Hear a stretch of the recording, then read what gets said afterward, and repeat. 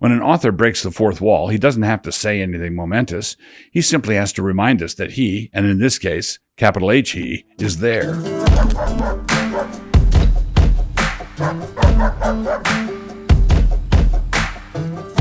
Introduction.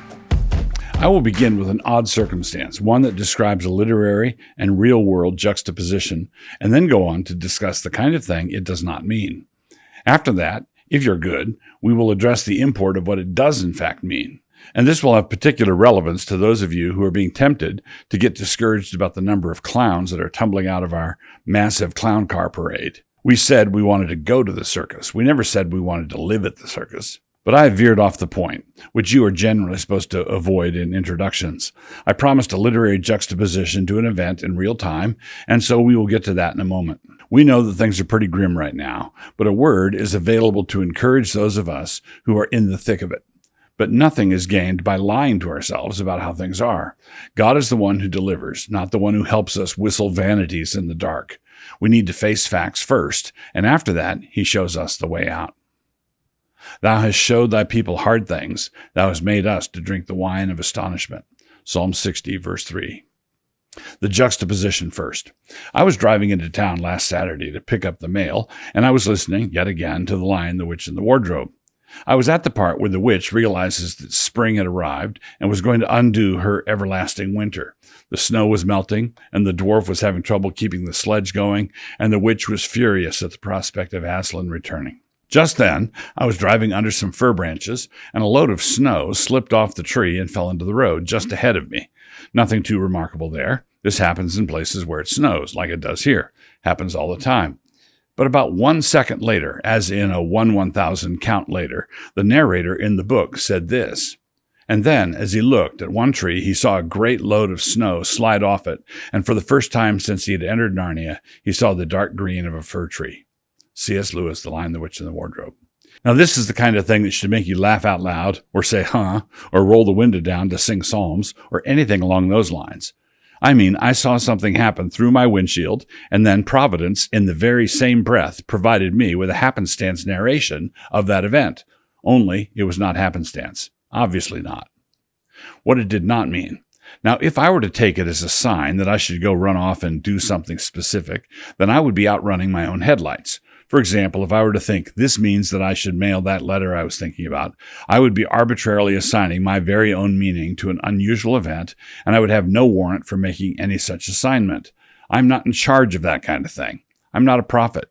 Messages should come from outside, not from inside. Messages from beyond, particularly, should come from, beyond. And whatever else they are, my gut feelings are not beyond. We must be careful because the human mind is designed to detect patterns, and it does this task admirably well, whether the patterns are there or not. Sometimes we impose patterns on things that really are random. Sometimes we ascribe remarkable import to mundane patterns, like the sun rising again. Other times we see a true pattern, but lug in a meaning for the pattern that it does not have. At other times, like this time, the pattern shouts at us through my windshield and through the speakers in my truck. But surely it does mean something. And the answer is yes, it surely does mean something. But what exactly? It means what we believers already know as a theological truth, which is that God is the author of all our stories. But this is extra. As an accomplished writer, he sometimes breaks the fourth wall and winks at the reader. One minute, I was just driving down the road, minding my own business and taking everything for granted like some schlub Christian, and the next moment, the author of all our stories delivered that brisk little fillip to my forehead. When an author breaks the fourth wall, he doesn't have to say anything momentous. He simply has to remind us that he, and in this case, capital H he, is there. This is no esoteric thing hidden away. It is hidden, but hidden like Poe's purloined letter, hidden in plain sight. It means the same thing that a falcon's eye does. It means the same thing that sunflower seeds arranged in the flower according to the Fibonacci sequence does. It means the same thing that the high-end engineering that went into the human wrist does. It means the same thing that the Mandelbrot set does. It means the same thing that a stack of cumulus clouds over an Arizona mesa does, right near sunset. It means that we are not here by chance. It means that God freely and unalterably ordains whatsoever comes to pass, and yet in such a way as to offer no violence to the liberty of the creature.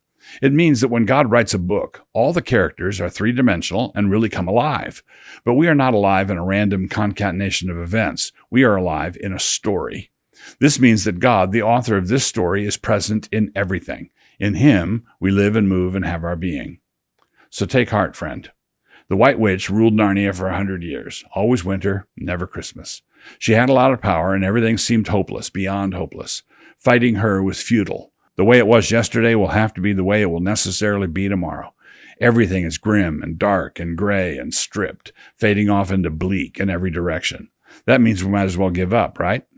Not a bit of it. It actually means that God is not a lousy author. He loves to write nail-biters, and his nail-biters are way better than the ones we write. When we write a cliffhanger, this makes the reader stay up late, frantically flipping pages, and perhaps even peeking at the last pages to see if everybody is still alive.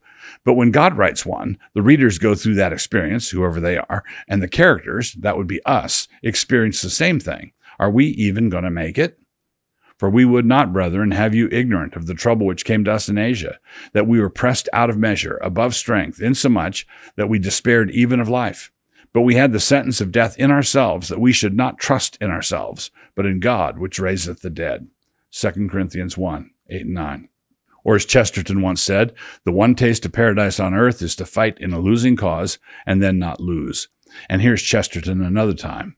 Christendom has had a series of revolutions, and in each one of them, Christianity has died. Christianity has died many times and risen again, for it had a God who knew the way out of the grave. Chesterton in The Everlasting Man. When you ask yourself what kind of world your grandchildren are going to grow up in, the answer is that they are going to grow up in the same kind of world that you did. The world is fallen and broken, and there are dragons to fight.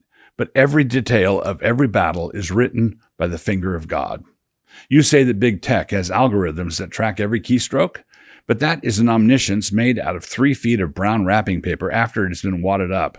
God is the omniscient one. God is the one who knows every blink of every eye, the position and velocity of all the atoms in every one of Jupiter's moons, the flight path of every meadowlark, the number of seconds that Joe Biden has left on this earth, and how many hairs there are on the back of that stray yellow dog.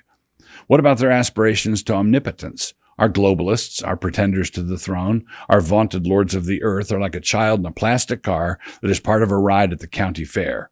The steering wheel is there, and the child gets to turn it this way and that way and can feel very grown up and self-important, but the car still rides on the rails appointed. Hamlet spoke a wisdom that is far beyond these petulant children when he said, "There's a divinity that shapes our ends, rough hew them how we will." God is the Almighty One, and He's the only Almighty One. It does not matter how many impudent sinners puff out their chests and announce their plans to throw snowballs at the sun or rocks at the moon. The one in heaven laughs. He holds them in derision.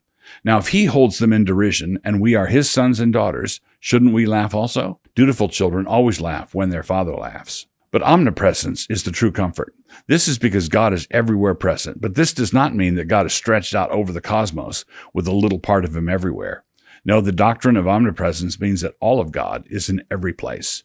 And for the Christian, this ever-present God, this all-in God, is a father. He's not domesticated, and he doesn't fit in with any of the current globalist plans, and so much the worse for those globalist plans. These aspirational deities can put cameras at every intersection, and they can record every phone conversation, and they can listen into casual conversations when nobody was on the phone and target you with ads accordingly, and they can shadow ban anyone who started to tweet anything that made sense. They can do all that. They can be as creepy as they want to be, which is pretty creepy, but at the end of the day, they still don't have what it takes. They will never have what it takes. These are not gods. They are not the future. They are not even gods that rise to the level of the Marvel franchise. Nietzsche once dreamed of an Ubermensch, but what he got was a pre-Elon Twitter core staffed with thousands of pajama boys. Real comfort. So this is the lesson I draw from snow falling off branches. God is in control. God loves His children, and He will undertake on their behalf. He always has, and He always will. But He also steers His children into great troubles so that they might learn the invaluable lesson of trusting not in themselves, but in God who raises the dead. How then should we react when the next outrage is announced? You know there's going to be a fresh outrage, probably later today. What should you listen for? You should listen for the words that Aslan said to Lucy that one time. Courage, dear heart.